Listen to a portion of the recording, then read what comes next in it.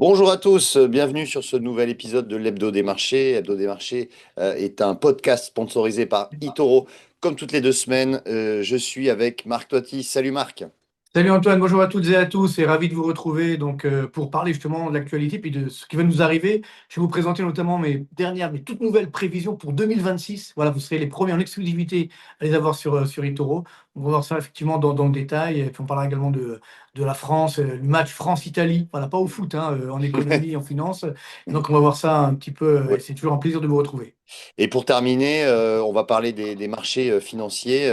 On va faire un petit récap de ce qui s'est passé au mois de novembre. C'était un mois riche en volatilité notamment. Et on va parler de Google aussi. Je vais faire un focus sur Google parce que c'est vraiment la grande gagnante des 7 magnifiques cette année. Donc je vais faire un focus là-dessus.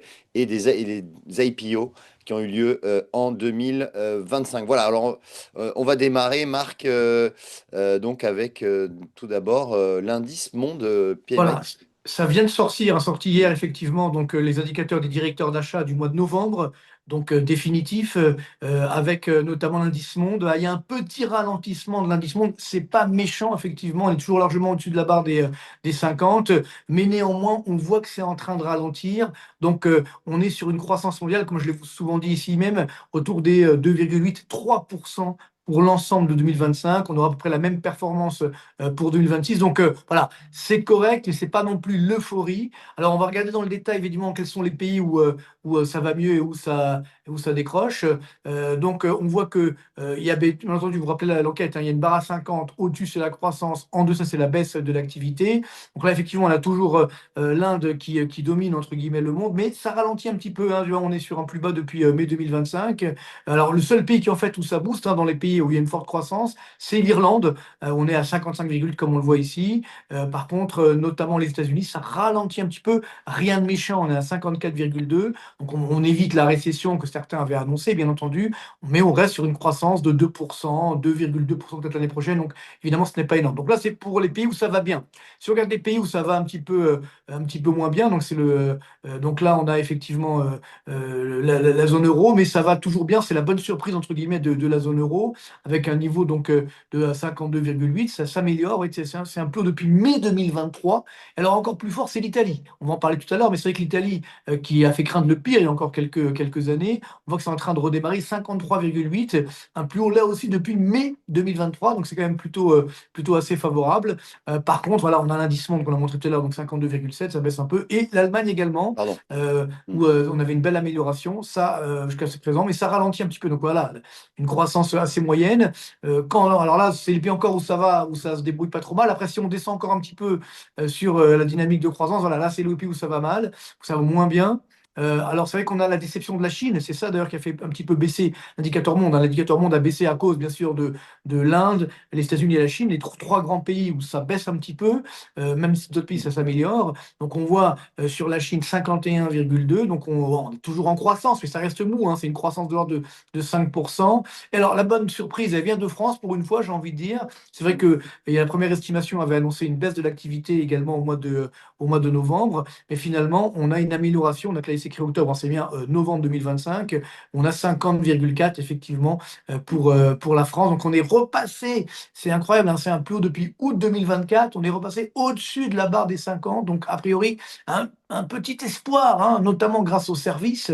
Et par contre, on a toujours les pays où il y a la récession, donc le Brésil, l'Afrique du Sud et le Canada. Malheureusement, il y avait un petit espoir le mois dernier où ça avait redémarré. Puis voilà, tac, de nouveau, ça repart à la baisse. 44,9. C'est vraiment très très grave ce qui se passe aujourd'hui au Canada. Il n'arrive pas à redémarrer. Bien sûr, il y a le problème avec les États-Unis, mais globalement, il y a un vrai ralentissement. Il y a un problème de confiance, hein, dans le gouvernement canadien. Donc, c'est ce qui fait qu'on a ce ralentissement de l'activité, cette même baisse, hein, de l'activité au Canada. Si maintenant on regarde uniquement dans l'industrie, c'est intéressant de voir uniquement dans l'industrie et dans la zone euro, eh bien on voit que la France, bah là, comme d'habitude, c'est la lanterne rouge de la zone euro en termes d'activité dans l'industrie. Donc on voit évidemment, on retrouve retrouve l'Irlande, la Grèce, où ça va bien. Et après, on a voilà, Pays-Bas, Espagne, Italie, ça, l'Autriche légèrement au-dessus des 50. Et après, on passe sous la barre des 50. Donc, on voit bien, tu vois, la zone euro, l'Allemagne et donc la France. Mm. On est en récession dans l'industrie. Donc, ce qui sauve la zone euro et l'Allemagne, c'est vraiment les services. Ce qui nous sauve Ouais. également, chez nous aussi en France, ça reste les services. Mais on voit qu'on est sur une activité dans l'industrie à plus bas depuis 9 mois. Donc, on voit bien que la réindustrialisation qu'on nous a promise, entre guillemets, bon, c'était une tarte à la crème, évidemment, c'était une arnaque. Mais on voit bien que malgré cela, on a quand même, la France, c'est pire que cela. C'est-à-dire que nous sommes dans une zone de récession pour la Mais France dans d'ailleurs, l'industrie. Marc, les chiffres sur les services sont sortis hier, hein, Tout à fait. et on a vu qu'on a une amélioration quand même dans les services, notamment en France, hein, on avait Oui, oui, tout à fait. C'est ce qui nous sauve, en fait, hein, Oui, pour c'est l'instant. ça. Bon, comme toujours, j'ai Mm, envie de dire, l'activité dans les services, ça a toujours sauvé la France. Jusqu'à présent, c'était également en récession. Puis là, le mois dernier, il y a un petit mieux. Bon, c'est évidemment peut-être l'approche des fêtes de Noël globalement. Et puis, on a quand même finalement une situation où les Français avaient un petit peu limité leurs dépenses. Puis là, ils reviennent notamment sur l'activité dans les services. Alors, attention également, hein, on a une situation délicate qui est liée au fait qu'on a quand ouais. même des risques sur le chômage aujourd'hui qui est en train Mm, d'augmenter, notamment en France. Donc ça, on en reparlera, mais mm, ça reste limité. Donc, si je conclus maintenant cette première partie en termes de croissance, donc voilà, mes fameuses mm. prévisions pour 2026 vous êtes les premiers à les voir, quasiment, certains, j'en ai parlé évidemment un petit peu trop loin, mais voilà, on voit cette croissance donc pour 2026. Donc aux États-Unis, on est sur à peu près 2,2%, donc le même niveau qu'en 2025 à peu près, légèrement mieux. La zone euro, on reste autour des 1% de croissance. Pareil, l'Allemagne, ça autour des 0,4. Puis la France, ça baisse, 0,7 cette année, 0,5 l'année prochaine. Évidemment, c'est une croissance très très molle. Et ben, la crise politique va perdurer, va s'aggraver même. Alors que l'Italie, on voit que c'est un petit peu mieux. C'est pas l'euphorie, mais c'est 1% de croissance. Royaume-Uni également 1,4%. Chine et Inde, bon, l'Inde, 5,2 en Chine, 7,2 en Inde. Donc l'Inde reste la locomotive de la croissance mondiale. 5,2% pour la Chine, c'est pas mal, mais ça ne permet pas du moins d'améliorer le niveau de PIB par habitant en Chine. Puis après, voilà, on a le Japon 0,7, bon, le Canada, bon, c'est pas non plus l'euphorie, on pourrait même réviser à la baisse les chiffres qui ont sorti hier. La Suisse qui ne va pas trop mal, donc au niveau mondial, voilà, autour des 3,1% de croissance. C'est pas mal, mais ça reste, je dirais, assez faible. N'oublions pas que le niveau moyen de la croissance mondiale depuis les années 80, c'est 3,5% de croissance par an. Là, on est à 3,1, donc c'est bien, mais c'est en dessous de la moyenne. Donc voilà un petit peu, on va devoir évoluer avec ça, notamment sur les marchés, puisque là aussi, ça veut dire qu'il y aura un paf des profits formidables en 2026, donc une année un petit peu toujours de forte volatilité comme en 2025, on en parlera tout à l'heure. Mm. Oui, tout à fait. Alors maintenant, on va passer à la seconde partie. Donc, on fait un match France-Italie, voilà, sur plusieurs domaines pans de l'économie. Donc, voilà, Voilà. on voit qu'il y a un score implacable. Ah oui, oui, c'est un score implacable, hein. C'est-à-dire que alors, effectivement, on a vu la semaine dernière, donc, enfin même il y a 15 jours Mm. maintenant, la note de l'Italie a été améliorée, hein, upgradée, mais ça reste encore une note moyenne, hein. Pour Moody's, c'est après, on va dire 7 sur 20 si on met une note sur 20, 9 sur 20 pour Fitch et Standard Poor's, alors que pour nous, la France est toujours autour des 12, 13 sur 20, donc ouais, on a quand même une meilleure note que l'Italie. Pourtant, quand on regarde le match de l'économie, eh bien là, l'économie et de la finance, voilà, le score est implacable, 9-1 effectivement Mm. entre l'Italie et la France. On commence avec ce premier match qu'on voit ici sur le PIB par habitant. Donc ça y est, la Commission européenne a annoncé que le PIB par habitant, donc en parité de pouvoir d'achat en 2025, était identique entre la France et l'Italie, alors qu'il était 10% inférieur en Italie en 2020, tu vois, il y a quelques Mm. années, il y a 5 ans seulement. Donc c'est pour montrer qu'il y a ce premier match qui est gagné sur le niveau de richesse par habitant. Deuxième match, le match de la croissance. Là, on le voit bien, eh bien là aussi, croissance italienne donc depuis 2019. Donc évidemment, c'est hors inflation, hein, 6,8% de hausse du PIB, 5,2% pour la France. Voilà, donc là aussi, un écart qui est assez Mm. net, donc à l'avantage de l'Italie. Et alors, ce qui est intéressant de voir, c'est qu'en termes de balance commerciale, alors là, ça fait très mal, hein, puisque 3-0, hein, on a Mm. évidemment un excédent commercial structurel en Italie. Tu vois que depuis 2015, hein, sur 10 ans, on a eu à peu près 466 milliards d'euros d'excédent commercial en Italie, alors qu'en France, on a un déficit commercial de 837 milliards sur la même période. Tu vois, ça fait Mm. mal. Ouais, Et même c'est. cette année, en 2025, il va se passer quelque chose d'horrible, entre Mm. guillemets. C'est la première fois que le solde commercial de l'agriculture française va être négatif. On n'a jamais vu Ah ça. oui. Donc c'est même Ouais. ce qui faisait nos fleurons, entre guillemets, l'agriculture, qui est toujours évidemment un fleuron, ben, c'est en train, là aussi, d'avoir des déficits. Il n'y a que pour l'instant, heureusement, j'ai envie de dire, l'aéronautique, les ventes d'armes. Voilà, Ouais. bon, c'est Mm. sûr que c'est mieux que rien, mais toujours est-il que là aussi, on est sur un déficit structurel. On voit bien qu'on est très très loin de la réindustrialisation qui a été promise. Donc toujours 3-0, on arrive sur le match suivant. Ben, le chômage, évidemment. Là aussi, on vient d'avoir les chiffres, hein, 7,7% en France. Alors même là, c'est le chiffre, hier, les chiffres du mois d'octobre sont sortis. Pour l'Italie, on est même à 6%, ça a baissé. Donc voilà, 7,7 en France, 6% donc en Italie. Alors que quand on voit sur longue période, on avait souvent un taux de chômage italien qui était au-dessus du taux de chômage français. Donc là, ça fait mal, hein, parce que là, c'est du concret. Taux de chômage de catégorie A, bien entendu, donc 4-0. Si on continue maintenant, c'est les le drame, c'est que toutes ces mauvaises performances ont été observées alors que la France a augmenté ses déficits et l'Italie les a réduits. On voit ici le déficit pour cette année, on est autour des 3% en Italie contre 6% en France. Attention, là, il y a un petit.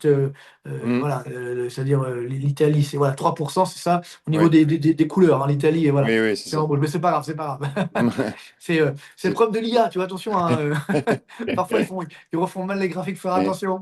Voilà, pour vous dire, petite cuisine, effectivement, j'envoie les slides à Antoine, et puis après, voilà, Ouais. il les On- reformate, et je le remercie d'ailleurs, c'est hein, toujours super. Et des fois, il y a des petits couacs comme ça, mais bon, c'est pas grave, vous avez tout compris. On est sur un déficit italien, donc à 3%. Pour la Mm. France, alors on nous dit qu'on sera à 5,4%, ils vont tout faire pour arranger les chiffres, évidemment, en France, mais on est en fait autour des 6%, et cette année et l'an prochain, voilà. Donc là aussi, ça fait très très mal. Mm. 5-0. Si on continue maintenant sur l'évolution des dépenses publiques, alors là, c'est dramatique, parce que on nous dit la France est un pays ultralibéral, c'est complètement faux quand on voit qu'on a plus de 57% de notre PIB de dépenses publiques, hein, 57,5% exactement, alors que c'est 50,4% en Italie. Donc tu vois, ça c'est la preuve que tu Mm. peux faire de la croissance même si tu as moins de dépenses publiques. Ça, c'est ce qu'on n'arrive pas à accepter en France, mais tu vois bien que c'est exactement la réalité économique. Donc 6-0, on avance. Voilà, maintenant le match de la dette, ben là aussi 7-0, puisque quand on voit que la variation de la dette publique, donc depuis 2019, tu vois qu'elle a Mm. augmenté de 18 points par rapport au PIB donc en France, contre 0,7 points seulement d'augmentation, j'ai envie de dire, en Italie.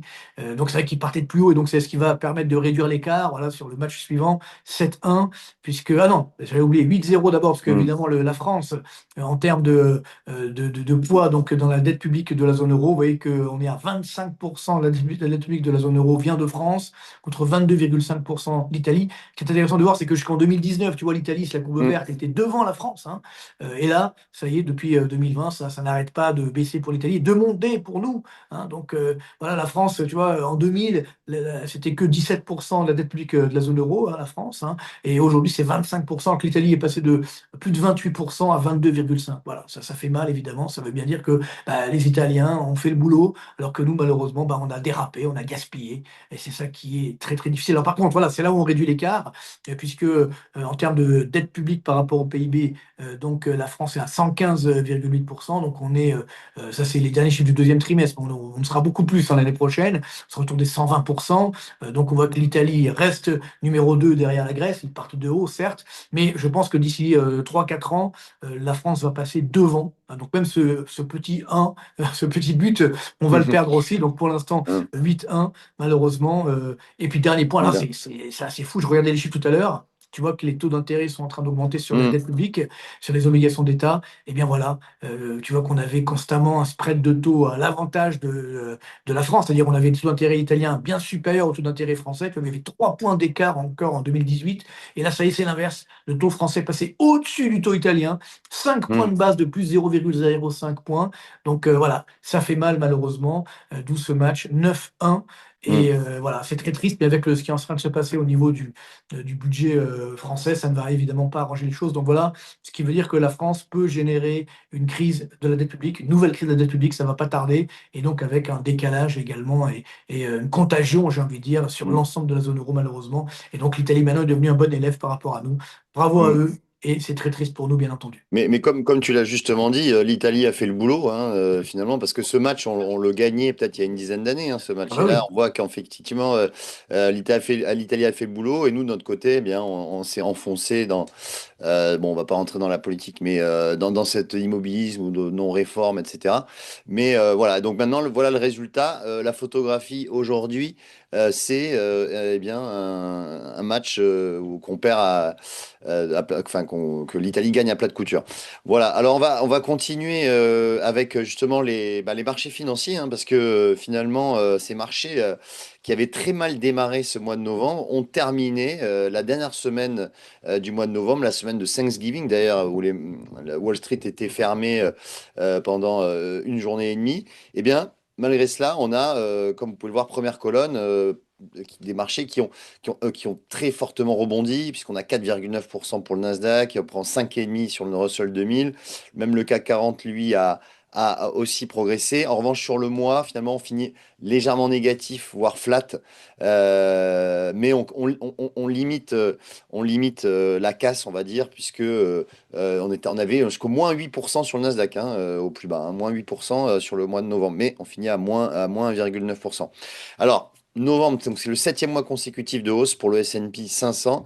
Et d'ailleurs, je voulais vous mettre ce graphique qui montre, depuis 2009, eh bien, c'est la cinquième fois que le S&P 500 fait 7 mois de hausse consécutive. Alors, à chaque fois, alors 3 fois sur 4, en revanche, ça a été le mois suivant une baisse. Il n'y a que en 2018 où on a fait 10 mois consécutifs de hausse. Mais effectivement, comme on dit, bon, les arbres ne montent pas jusqu'au ciel. Il y a bien avoir une prise de profit. Alors, ça peut arriver au mois de décembre. Alors, le mois de décembre, c'est historiquement un mois positif. Mais effectivement, en tout cas, c'est bien parti pour enchaîner d'ailleurs un huitième mois pour l'instant. Alors, novembre, j'ai envie de dire, c'est une stabilité de façade, un peu un mois en trompe-l'œil, puisque effectivement, on l'a vu, performance étale, mais il y a une forte volatilité et des mouvements sectoriels majeurs. Notamment après une hausse de 70% depuis avril, les 7 magnifiques ont corrigé depuis novembre. Donc, le disait, le Nasdaq a perdu jusqu'à 8%. Et par exemple, Nvidia a baissé de 11%. Hein, donc, Nvidia a baissé de 11% au mois de novembre, malgré des résultats qui ont été excellents. L'ascension, c'est Alphabet, et je vais y revenir juste après, qui bondit de 14% après ces résultats grâce à son succès, le modèle Gemini 3, mais pas que. Et Alphabet est désormais perçu comme le favori dans la course à l'intelligence artificielle. Concernant le contexte macro, alors effectivement, on a une économie américaine qui a résisté. Alors, bon, effectivement, on n'a pas eu beaucoup de chiffres, hein. Le shutdown a temporairement masqué les données sur l'emploi. Alors, on l'a vu hier, hein, les données sur l'emploi, ADP, le secteur privé, a détruit des emplois aux États-Unis. Donc, on voit que le marché de l'emploi est quand même très tendu. Mais ce qui a relancé les marchés, justement, c'est la Réserve fédérale, puisque alors qu'on pensait qu'il n'y aurait pas de baisse de taux la semaine prochaine, hein, mercredi 10 décembre, maintenant le marché anticipe à 98% une baisse de taux. Donc autant dire que, bah, à moins qu'il y ait une grosse surprise, la Fed devrait baisser ses taux. Et ça a vraiment boosté le marché et la prise de risque sur cette dernière semaine de novembre. En revanche, attention au Japon avec la remontée des taux d'intérêt, hein. C'est vrai qu'on n'en a pas parlé, mais les taux à 20 ans, les taux à 30 ans sont sur des plus hauts depuis une vingtaine d'années. Et donc ça, justement, c'est aussi un risque qui pourrait arriver sur les marchés, et notamment le Nikkei, lui, est en baisse de 4% sur le mois. Alors, je voulais vous parler d'Alphabet, hein, maison mère de Google. Alors, trois données très importantes. Tout d'abord, la résilience de Google Search, hein, la barre de données de Google. On pensait qu'avec l'arrivée de ChatGPT, ça allait tout emporter sur son passage, mais pas du tout. Et donc, Google maintient ses revenus publicitaires. Ensuite, explosion du cloud. Google Cloud est passé d'un challenger à une machine à cash, hein, plus 35% de croissance juste au troisième trimestre. Et surtout, c'est contrairement à Microsoft, Google possède ses propres puces et ses propres puces, elle les fabrique elle-même. Et donc, il y a une indépendance stratégique face, par exemple, au prix exorbitant des puces de Nvidia. Et donc, ça aussi, le marché a applaudi. Donc, pour résumer en chiffres, on a eu 102 milliards de chiffre d'affaires trimestriel. Première fois que le groupe dépasse les 100 milliards de chiffre d'affaires pour un trimestre, plus 35% de croissance pour Google Cloud et des revenus à 15 milliards de dollars juste pour le cloud. Et pour terminer, je voulais vous parler des fintech. Alors, les fintech, c'est essentiellement les sociétés qui sont introduites en bourse Cette année, d'ailleurs, ben, eToro en fait partie, hein, on s'est introduit sur le Nasdaq au mois de novembre, mais pas que. Alors, pour quelle raison? L'effet Trump, un cadre réglementaire assoupli, un environnement de marché plus favorable que 2022 ou 2023, où on subissait la hausse des taux. On sait très bien que ces sociétés préfèrent des taux plutôt bas et la tech qui est en forme. Donc, si on résume 9,5 milliards de dollars levés en 2025, comme vous pouvez le voir sur le graphe, c'est trois fois, enfin, le cumul des 3 années précédentes, 2022, 2023, 2024, ça correspond à l'année 2025. Donc l'année 2025 est une très bonne année en termes de volume d'IPO, donc d'introduction en bourse. Et pour terminer, donc, quelles ont été les 10 plus grosses? Alors, on a Klarna, hein, donc leader des paiements fractionnés, donc société suédoise. Circle, celle qui émet les USDC, hein, les stablecoins, donc 1,05 milliard. Et Chime, une néobanque, 864 millions de dollars. On peut voir aussi que c'est plutôt le secteur crypto-blockchain, hein, qui capte en fait ces flux de capitaux et ces introductions en bourse. En revanche, attention parce que la volatilité sur ces valeurs est démesurée. Je prends l'exemple de Circle, comme vous pouvez voir. La société s'est introduite à 70 dollars, elle est montée à 250 dollars et on est revenu aujourd'hui à 70 dollars.